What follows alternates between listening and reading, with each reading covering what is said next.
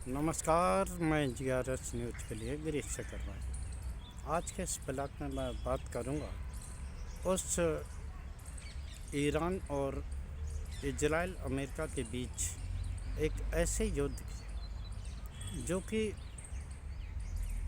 एक तानाशाह के सनक ने इस स्थिति पर पहुंच दिया कि अब न सिर्फ अमेरिका है और इजराइल ही नहीं, पूरा विश्व इसकी चपेट में आता जा रहा है। यहाँ तक कि अपना देश भारत पर भी इस युद्ध के कारण संकट के बादल हैं। आप सभी लोग जानते हैं, ईरान ने जो विश्व के सप्लाई का प्रमुख मार्ग था, ऊर्जा संबंधी ज़रूरतों को पूरा करने वाला तेल और गैस के टैंकर जिस ओर से आते थे, उस मार्ग को बंद कर दिया, जिससे न सिर्फ भारत में बल्कि अन्य देशों में भी बुरी स्थिति, यहाँ तक कि यूरोपीय देशों में तरह तरह स्थिति। अपने यहाँ भी गैस सिलेंडर के दामों में वृद्धि होने के बावजूद भी अब वेटिंग शुरू हो गई। सभी वो नंबर एक तरह से बंद हैं जिनसे पहले बुकिंग होती थी, और बुकिंग के कभी कभी तो उसी दिन सिलेंडर की डिलीवरी भी हो जाती थी। लेकिन अब बम्बई समेत तमाम ऐसे महानगर हैं, यहाँ तक कि हमारे दिल्ली में भी अब गैस की किल्लत शुरू हो गई है। और वो गाड़ियाँ जो कि गलियों आदि में गैस के सिलेंडर की आपूर्ति करती हुई दिखती थी, अब दो दिनों के बाद लोगों को गैस की सप्लाई कर। हालांकि अभी ये स्थिति नहीं आई है, लेकिन चूँकि भले ही अन्य किसी काम से, अन्य किसी की कमी से आपका काम भले ही ना रुके, लेकिन गैस एक ऐसा महत्वपूर्ण कारक है जिसके बिना किसी का भी कोई काम चलने वाला नहीं। निश्चित तौर पर हम तो ये चाहते हैं इस संबंध में सरकार कोई कड़े कदम उठाए और देशवासियों को जानकारी दे कि गैस की कोई किल्लत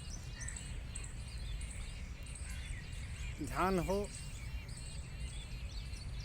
एक वायरल वीडियो हुआ था जिसमें कि सरकार ये कहती नज़र आई थी कि हमारे यहाँ गैस आदि की कोई कमी नहीं, लेकिन दूसरे दिन ही सरकार ने गैस के सिलेंडरों में 60 रुपए की वृद्धि कर दी। अब कोई ये ना कहे कि ये कंपनियों का फैसला है, तेल कंपनियों का फैसला है। निश्चित तौर पर ये सिर्फ कहने की बात है, लेकिन ये सभी चीज़ें सरकार पर निर्भर करती हैं, क्योंकि आपने देखा होगा कई बार चुनावी राज्य के या जब चुनाव में देश होता है, उस समय भले ही कच्चे तेल की कीमत कितनी भी हो, गैसों की कुछ भी हो, एक पैसा भी उस समय रेट नहीं बढ़ता, और चुनाव के होने के बाद अचानक से रेट बढ़ा दिए जाते हैं।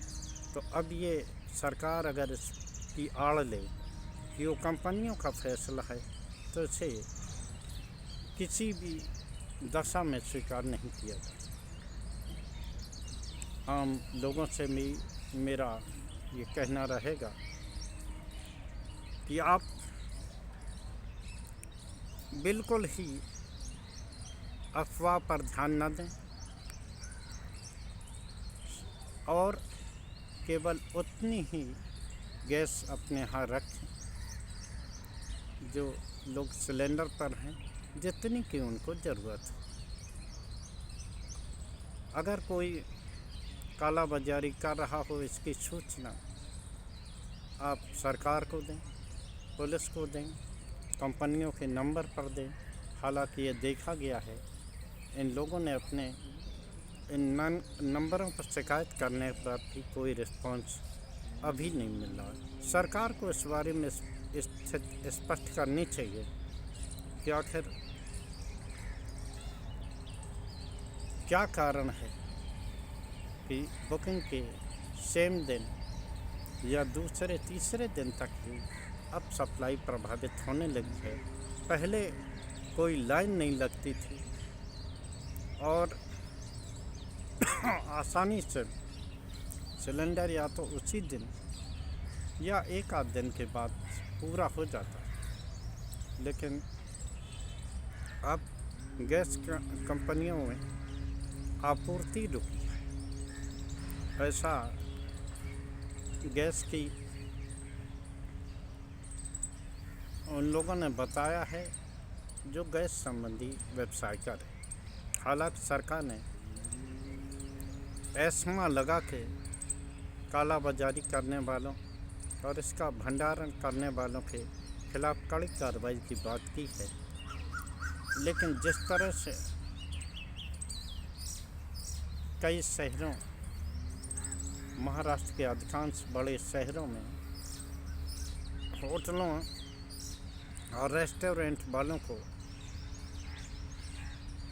निर्धारित दर से अधिक पैसे देने के बावजूद भी गैस नहीं मिल रही है, वो ये दर्शाने को काफ़ी है कि भले ही अभी इसकी लपट भारत के अन्य बड़े शहरों में भले ही ना आई हों, लेकिन देर सवेर अगर सरकार ने कोई कदम न उठाई तो निश्चित तौर पर ग्रामीण क्षेत्रों तक हाहाकार मचेगा।